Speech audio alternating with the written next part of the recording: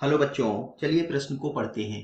कशेरुक दंड के विभिन्न भाग लिखिए। इस प्रश्न की मुख्य अवधारणा कशेरुक दंड के विभिन्न भागों से संबंधित है। कशेरुक दंड, जिसे हम रीढ़ की हड्डी भी कहते हैं, यह हमारे शरीर के पिछले हिस्से में उपस्थित एक मजबूत संरचना है जो कि हमारे पूरे शरीर को सहारा प्रदान करने का कार्य करती है। इस रीढ़ की हड्डी के 5 प्रमुख भाग होते हैं। अगर हम गर्दन से देखें, जो सबसे ऊपरी भाग है, तो गर्दन में ग्रीवा कशेरुकाएं स्थित होती हैं।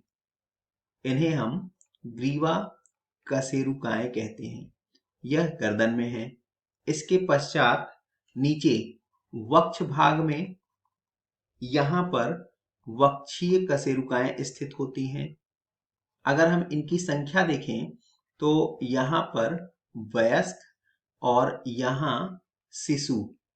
वयस्क में ग्रीवा कशेरुकाओं की संख्या 7 होगी, शिशु में भी ये 7 ही होती हैं। वक्षीय कशेरुकाओं की संख्या वयस्क में 12 और शिशु में भी ये 12 ही होती हैं। अगला कटी प्रदेश, जो वक्ष के नीचे का हिस्सा है, इसे कटी प्रदेश कहते हैं और यहाँ की कशेरुकाओं को कटी कशेरुकाएं कहते हैं। इनकी संख्या वयस्क एवं शिशु दोनों में 5 होती है। इसके पश्चात और नीचे का हिस्सा त्रिक भाग कहलाता है और यहाँ की कशेरुकाएं भी त्रिक कशेरुकाएं कहलाती हैं, जिनकी संख्या वयस्क में केवल 1 जबकि शिशु में ये संख्या में 5 होती हैं।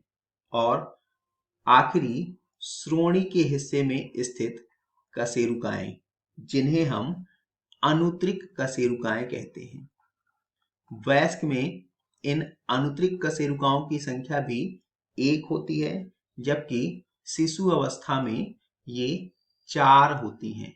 इस प्रकार से अगर हम देखें तो केवल इस त्रिक कशेरुका वयस्क और शिशु में तथा अनुत्रिक कशेरुका में केवल अंतर देखने को मिलता है। वयस्क और शिशु अगर हम दोनों में संख्या देखें तो वयस्क में कुल 26 कशेरुकाएं, जबकि शिशु में 33 कशेरुकाएं आपस में मिलकर के कशेरुक दंड का निर्माण करती हैं। अतः कशेरुक दंड के विभिन्न भागों में स्थित कशेरुकाओं के नाम स्पष्ट है। आशा करते हैं आपको समझ आया होगा। धन्यवाद।